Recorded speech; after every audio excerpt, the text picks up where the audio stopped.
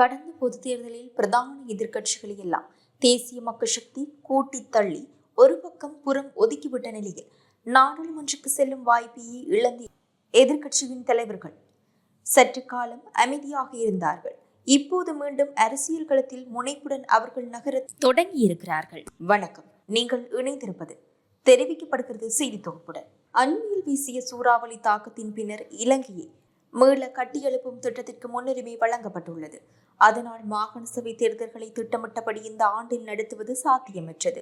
இருப்பினும் தேர்தல் நடத்துவதற்கான ஆரம்பகட்ட நடவடிக்கைகள் முன்னெடுக்கப்பட்டுள்ளன என்ற சாரப்பட அரசாங்க பேச்சாளர் அமைச்சர் நலிந்த ஜெயதிச குறிப்பிட்டுள்ளார் என்று சில ஊடகங்கள் தகவல் வெளியிட்டுள்ளன.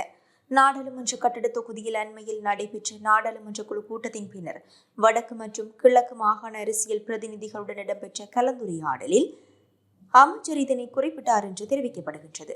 இத்தகைய அறிவிப்பு அரசு தரப்பிலிருந்து வரும் என்பது எதிர்பார்க்கப்பட்ட ஒன்றுதான். 2024 ஜனாதிபதி தேர்தல் மற்றும் பொது தேர்தலில் தேசிய மக்கள் சக்திக்கு கிடைத்த பெரு வெற்றிகள் அடுத்த ஆண்டில் இடம்பெற்ற உள்ளூராட்சி தேர்தலில் அடிபட்ட போதே மாகாண சபை தேர்தலை நடத்தும் எண்ணம் அக்கட்சிக்கு அறவே அகன்றுவிட்டது என பலராலும் தெரிவிக்கப்பட்டது. முதல் 2 தேர்தல்களிலும் ஆரவாரமாக பங்கு பற்றிய தேசிய மக்கள் சக்தியின் எழுச்சி உள்ளூராட்சி தேர்தல் பின்னடைவோடு குறைந்துவிட்டது.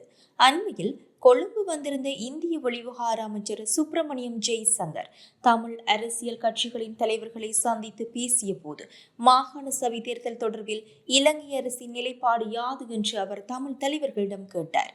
அடுத்த ஆண்டில் மாகாண சபை தேர்தல் என்பதுதான் ஜனாதிபதியின் நிலைப்பாடு என தமிழ் பிரதிநிதி ஒருவர் குறிப்பிட்ட போது அமைச்சர் ஜெய்சங்கர் குறுக்கிட்டார். ஜனாதிபதி எந்த ஆண்டில் இருந்து கொண்டு அடுத்த ஆண்டில் தேர்தல் என்று குறிப்பிடுகிறார் என இந்திய வெளிவிவகார அமைச்சர் கேள்வி எழுப்பினார். அதற்கு சுமந்திரன் பதில் தந்தார். 2024 ஜனாதிபதி பதவியேற்ற சமயம் அடுத்த ஆண்டில் தேர்தல் என்றார் ஜனாதிபதி.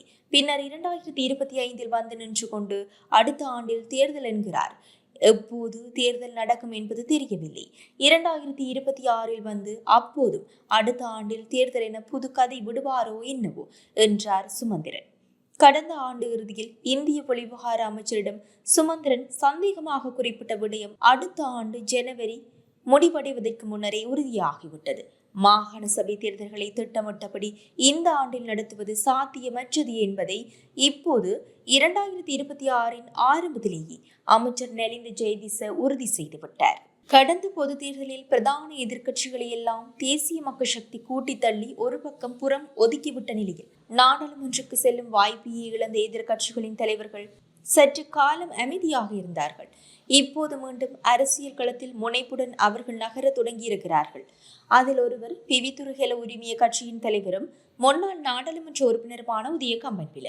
தற்போதைய அரசின் பரிதாப நிலை குறித்து கொழும்பில் உள்ள பிவித்துறை உரிமைய கட்சி காரியாலயத்தில் அண்மையில் நடைபெற்ற ஊடகவியலாளர் சந்திப்பின் போதே அவர் வெளியிட்டுள்ள சில தகவல்கள் இப்போது கவனத்திற்குரியவை ஆகின்றன. ஆட்சிக்கு வந்தவுடன் மாகாண சபை தேர்தலை நடத்துவதாக அரசாங்கம் குறிப்பிட்டது.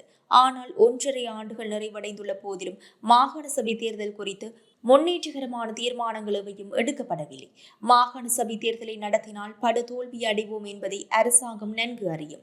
அதனால் அரசாங்கம் மாகாண சபை தேர்தலை நடத்தாமல் ஓடி ஒழிக்கின்றது.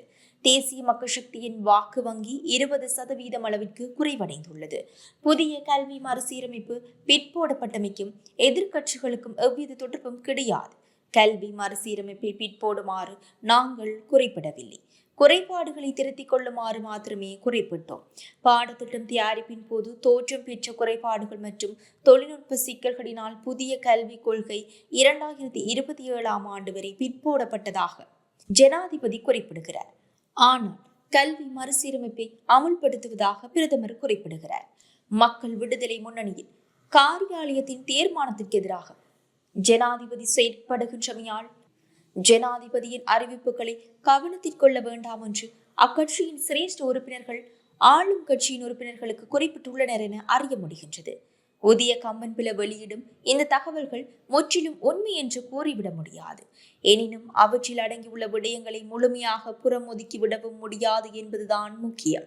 1.5 ஆண்டுகள் தாண்டுவதற்குள் இந்த அரசு தலைமையின் போக்கும் செயற்பாடுகளும் தளர்வடைய தொடங்கியிருக்கின்றன என்பது தென்னிலங்கை அரசியலில் அப்பட்டமாக பிரதிபலிக்க தொடங்கியுள்ளது.